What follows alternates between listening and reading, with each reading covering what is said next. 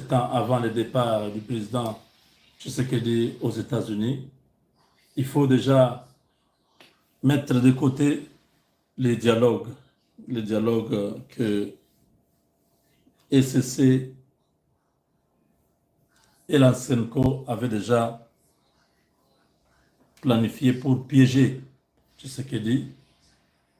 Vous avez eu les explications avec Jean-Pierre Bemba. Nous, on avait déjà expliqué que ces gens-là voulaient prendre en otage le président dans cette histoire vide de substance.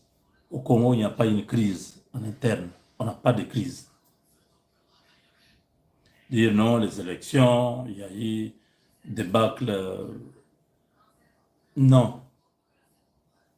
Aucune élection au monde n'a jamais été totalement acceptée par tous. Vous verrez tel, même celui qui n'a pas eu de voix, il va dire, moi j'ai eu beaucoup de voix. On a volé mes voix. Ça a été toujours comme ça. Mais au Congo, ça a été unanime. Les observateurs, même internationaux, étaient au Congo. Colette Brackman, la Belge là, elle était à Kinshasa, je l'ai vue parce que j'étais à l'époque à Kinshasa pour le compte de Team Fachi 20. Donc, elle avait accepté. Tout le monde avait, de manière unanime, compris qu'il n'y avait pas un grand challenger au Congo. Je sais qu'il était seul. Katumbi ne pesait pas. Fayoulou et les autres, tout le monde ne pesait pas. Alors, partant de cette base, on ne peut pas parler de dialogue aujourd'hui. C'est les réflexes qu'un des Congolais, une des Congolaises plutôt, a eu devant le cardinal Ambongo, qui avait réuni les chrétiens à Kinshasa pour leur dire, nous sommes, tout ce que nous faisons là, les dialogues, les consultations, tout ça, nous avons parcouru le monde pour chercher les dialogues avec Félix Tshisekedi, c'est pour chercher sa sortie honorable. Comme si Félix Tshisekedi avait échoué, avait un problème avec les Congolais cherchaient à le faire du mal, alors l'Église cherchait sa sortie honorable. Une honte pour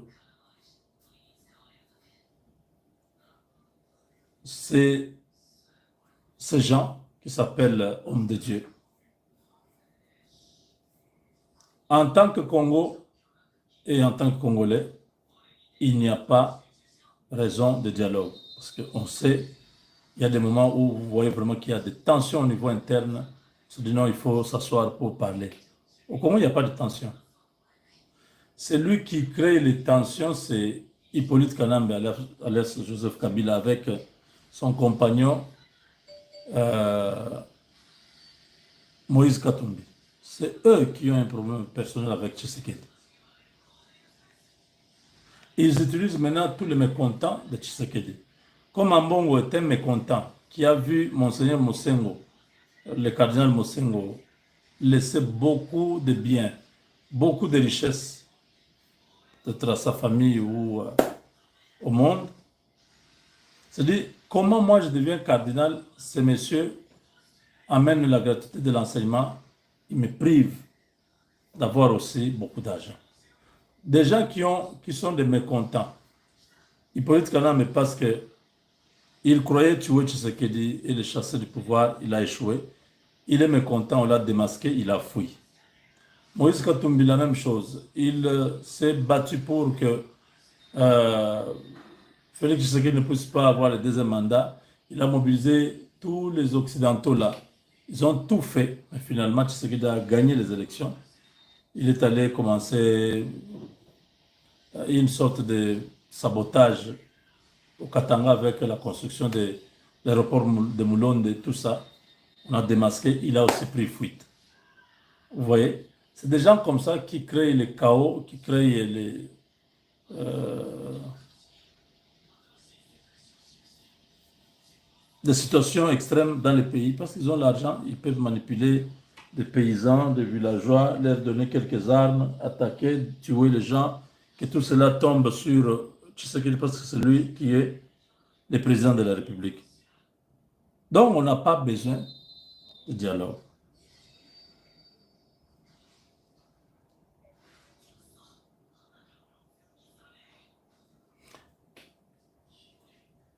Les M23, ils ont déjà les résolutions des Nations Unies. Ils ont les résolutions des Nations Unies et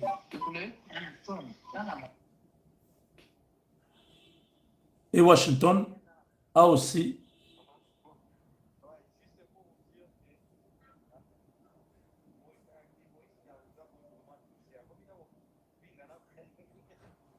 donc les négociations de Doha.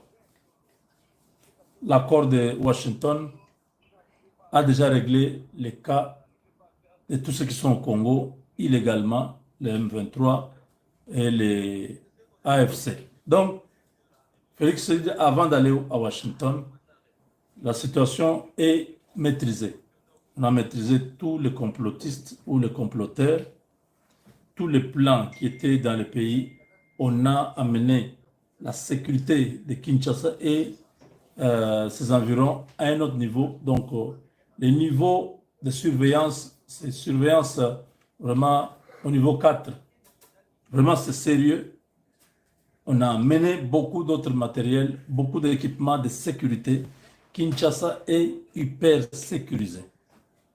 Pourquoi? Parce qu'ils se sont rendus compte que ces gens n'avaient pas abandonné leur plan. Ils se disent, bon, on continue à aller à Doha parce que les États-Unis nous font pression. Mais nous allons finir par avoir la peau de Tshisekedi. Qu'il ose seulement monter, nous allons abattre son avion. Qu'il ose sortir, nous allons le tuer. Qu'il ose ceci.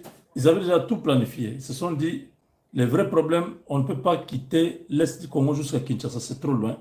Il faut directement attaquer Kinshasa. Ils ont concentré tout autour de Kinshasa des forteresses, donc au Congo-Brazzaville, le long du fleuve, tout ça, pour attaquer la ville de Kinshasa. Et ça a échoué. Parce que la sécurité a atteint notre niveau. Il y a des équipements, du matériel de dernière génération qui sont installés maintenant à Kinshasa. Et vous savez que les Américains sont déjà là. Ils sont dans les pays.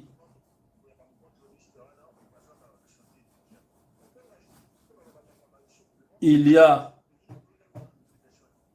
une dernière stratégie, c'est que Félix Tshisekedi est en train d'enterrer les rêves de beaucoup de dirigeants de l'Union sacrée. Tous ces gens qui pensaient qu'ils pouvaient encore continuer à contrôler Tshisekedi, ils ne peuvent plus le contrôler. Félix a compris que ces gens sont avec l'ennemi. En étant à Kinshasa, ils sont avec l'ennemi. Ils font semblant d'être là parce qu'ils ont des postes au niveau du gouvernement. Alors, il faut faire comment? Il faut les remplacer. Il faut finir avec eux. Ils ont été au premier mandat, deuxième mandat au début. Quand la guerre s'est intensifiée à l'Est, tous ces gens-là l'ont abandonné et on sait qui était resté avec Tshisekedi. Le gouvernement sort, ce gouvernement-là, on va faire partir, je vous ai parlé de combien? 40%. 10% c'est 5 ministres, 10%, 5 ministres, 10. Non, ça sera à peu près 20%. 20% vont partir. On sera autour de 40 ministres. Et ces 40 ministres ne seront pas tous de l'Union sacrée. Dans les 40 ministres, il y aura 20 qui viendront. Quand on dit l'Union sacrée, ça peut être Jean-Pierre Bemba, ça peut être l'IDPS, ça peut être Jean de Mbosso, ça peut être, vous comprenez, 20 ministres. Et 20 autres viendront de la diversité, de la société civile, de l'opposition politique et quelques personnalités. Donc, il y a le président Tshisekedi allait le faire la semaine dernière, mais il y a eu beaucoup de voix qui se sont levées. Lui, comme c'est vraiment comme un pasteur, il a dit bon, ça va, c'est pas, ça ne sert à rien de se précipiter. On va écouter, on va voir comment on peut euh, faire ça ensemble. Parce que c'est lui qui, il ne passe pas par le Parlement. C'est lui qui décide. On est en train de réaménager. Il n'y a pas de remaniement, comme on dit, au sens normal, avec un nouveau Premier ministre. Non, c'est un réajustement. On enlève certains ministres.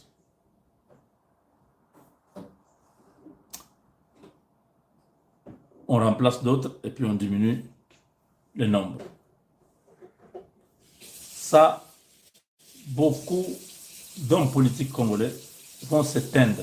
C'est une stratégie lente mais qui va payer bientôt quand tous ces gens-là n'auront plus de ministres, n'auront plus de gouverneurs, n'auront plus de députés, ça sera fini. Ça va prendre un peu de temps, mais c'est comme ça qu'on va éteindre tous ces gens un à un. Bahati Lukwebo et Vital Kamerhe, on ne les voit plus aux côtés du président Tshisekedi. Ils font un peu le malin, tantôt d'être malade, tantôt de ne pas être présent, être absent. Ils font toutes ces histoires-là juste pour montrer qu'ils ne sont plus d'accord. Et Félix Tshisekedi ne leur donnera pas un chèque en blanc. Vous verrez, Vital Kamerhe au gouvernement risque de ne pas avoir un ministre. Bahati Lukwebo risque de ne pas avoir un ministre. Mais c'est que nous sommes, on a appris que non, Shadari peut être ministre. Je dis non. Félix Tshisekedi ne peut pas nommer Shadari comme ministre. Il peut à la limite les laisser tranquilles vivre au Congo parce qu'il n'est pas parti dans la rébellion, bien qu'il avait dit des choses incendiaires sur le gouvernement congolais. Il avait promis de mettre le feu si on attaquait, je crois, Kingakati ou tout ça. Il avait promis qu'ils vont mettre le feu. Bon, ça, tout le monde peut dire. Nous tous ici, on dit des choses tous les jours. Je n'ai pas fait ça. Donc, il n'a pas fait ça. Il peut bénéficier de circonstances atténuantes. On peut les laisser à la limite de cela. On peut les laisser, mais les nommer, ça c'est trop. Shadari a tué les Kamouinan Sapo dans les Kasaï. C'est Shadari, c'est lui qui était le ministre de l'Intérieur. Il a tué les Kasaïens, les Congolais du Kasaï, qu'on appelait les Kamouinan Sapo. Leave it. Yeah. Ok, good. Il ne peut pas être sous Kabila, Hippolyte Kadambe, oui, mais maintenant là, non. Ils ont fait 18 ans. Il était secrétaire général du PPRD, donc il peut vivre, il a encore beaucoup de moyens. À moins qu'il soit peut-être fauché maintenant. Il peut donner cours aux humanités, ouais. Il peut aller donner cours. Il est intelligent. Mais les fonctions publiques, non. Ils ont déjà fait leur temps. On a besoin de nouvelles énergies, des gens qui peuvent contribuer au développement de la RDC. Et non pas la notion de développement, ils ont la notion de se servir seulement. Quand on les nomme, ils commencent à se servir. Il y a beaucoup de ministres qui ne vont pas revenir et on les connaît, qu'ils partent seulement. m'énerve quand je vois qu'ils sont encore là. Félix leur a encore donné une semaine de plus. Il m'énerve. Donc, même cette semaine, M. Tshisekedi n'aura pas un conseil des ministres parce qu'il n'a pas encore sorti le gouvernement. On attendait hier, c'est pas venu. On attend aujourd'hui, on ne sait pas. Parce que ce sera demain. Mais même le vendredi prochain, il n'y aura pas le conseil des ministres. On attend. Donc, Tshisekedi met fin à la récréation. Les gens qui ne veulent pas travailler pour la République, qui se servent eux-mêmes, ils n'ont pas leur place. C'est le temps de servir le peuple. Le peuple attendait depuis 6 ans qu'il se retrouve. C'est des individus qui se retrouvent. Ceux qui font des exploits ne sont même pas au gouvernement. C'est le Boyan Kachama, qui est gouverneur de l'Ituri plutôt. Vous avez Général Kassongo, du service national, qui est en train de faire des exploits. Vous avez Barnabé Mouakadi, qui est à la DGI, un homme très dévoué à la cause de la patrie, qui travaille pour le bien du peuple. Voilà pour moi. Et Kaikwamba, qui se bat comme une lionne pour la République. Les 4 là. Donc les 3 ici ne sont même pas au gouvernement. Au gouvernement, nous avons Kaikwamba, Constant Moutamba, qui était là. Vous avez vu comment on l'a traîné dans un procès de la honte. Des vieux papas sorciers qui sont assis à la cour de cassation en train d'envoûter toute une nation. Et le peuple regarde. Il faut aller là-bas. Que le peuple aille à la cour de cassation. Vous dites au président là, de la cour de cassation, nous sommes venus aussi au procès. Vous remplissez cette salle-là. Qu'ils disent toute la vérité, que le peuple soit là en train de suivre. Dehors plein, dedans plein. Ils verront, ils vont comprendre que ce n'est plus de la blague. Quand ces gens-là agissent comme ça, ils sont dans un complot, un plan de détruire un jeune qui a de l'avenir, qui a fait un travail. Il y a eu quelques erreurs, mais ça ne peut pas amener les dossiers là où il se trouve. Il y a de pires dans les pays qui ont fait des choses incroyables, qui n'ont jamais été même appelés. On les a jamais appelés. Gilles Alinguet est là, avec tous les dossiers des Indiens, là, de la famille Raoudi. Les gens ont appris des choses. Il n'a jamais été même appelé pour s'expliquer. Jamais. Il y a plein de gens dans le pays. Donc, nous voulons vraiment que le chef de l'État mette fin à cette histoire de l'Union sacrée, progressivement, qu'on ait une autre plateforme qui soutient vraiment la RDC, soutient le président de la République, sa vision, des patriotes qui peuvent faire un grand travail. Pas cette histoire de... Ça, ce sont les rescapés du moboutisme et des 2 Kabila qui se sont retrouvés